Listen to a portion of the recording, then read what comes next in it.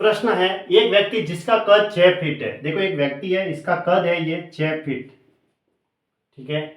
वह 24/3 फीट ऊंचे वृक्ष से फल तोड़ना चाहता है। अब 24/3 है, 8 3 24, यानी कि 8 फीट से ये ऊपर है, इसका मतलब, ठीक है, क्योंकि 8 इसका भाग भी देते हैं तो 8 3 24 होता है, 8 से भी ऊपर जा रहा है जो 6 फीट से ऊपर है, तो फिर वृक्ष जो है वो बड़ा है, ठीक है, इससे बड़ा ही हुआ। ये लो, इसका ये जो लंबाई है इसकी 26/3 फीट है, ठीक है, यहां से यहां तक मैंने बना दी।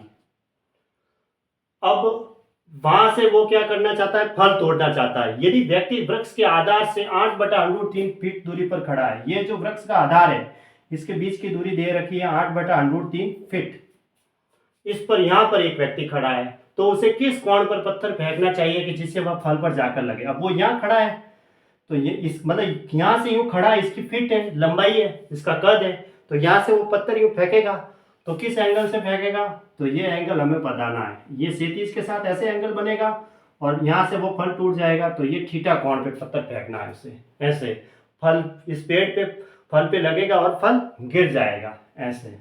तो ये एंगल हमें बताना है, क्योंकि उस 6 फीट तो उसका कद है ना, 6 फीट तो उसका कद है, तो यहाँ से वो पत्थर कैसे फेंकेगा, तो फल पे लगेगा और फल नीचे गिरेगा, तो थीटा एंगल से फेंकना चाहिए। अब ऑप्शन से इसका आंसर बताना है, ठीक है।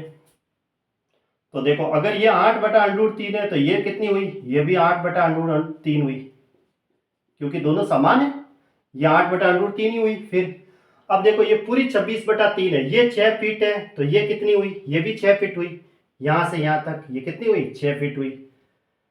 ये लो, अब पूरी 26/3 है, इसमें से 6 फीट में माइनस करूंगा तो मुझे ये मिल जाएगी, इसे नाम दे देता हूं ए बी सी और ये डी ई, यानी कि मैं ए बी निकालना चाहूँ तो 26/3 में से 6 घटाना है मुझे, ठीक है। 26/3 ये पूरा है, उसमें से मैं 6 फीट माइनस करूंगा तो मुझे ऊपर वाली मिल जाएगी, तो 6 3 18, 26 में से 18 गए तो 8/3, 26 में से 18 18, ठीक है, 8/3 फीट ये भी मिल गई मुझे, ठीक है, यानी कि ये ऊपर वाली जो दूरी मिली मुझे 8/3 फीट आई। अब ये तो लंब है और ये आधार दे रखा है, ये 90 डिग्री है, तो लंब और आधार के लिए मैं tan थीटा लगा दूं। tan थीटा बराबर क्या होता है, लंब बटा आधार, लंब कितना है 8/3 बटा आधार कितना है 8/√3। अब ये 8 से 8 तो गुणा में ऊपर से आके कट जाएगा, tan थीटा बराबर कितना होगा, तो ये 1/3 और ये √3 तो गुणा में ऊपर चला जाएगा।